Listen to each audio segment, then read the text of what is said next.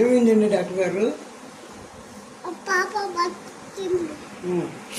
ఏం కింది? కడుపు పాసేసింది. ఏం కింది? కోసి పెళ్ళి అప్ప బయట ఏం కింది?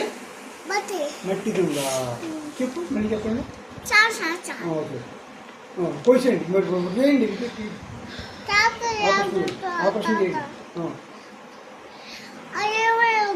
20 వచ్చిందమ్మా.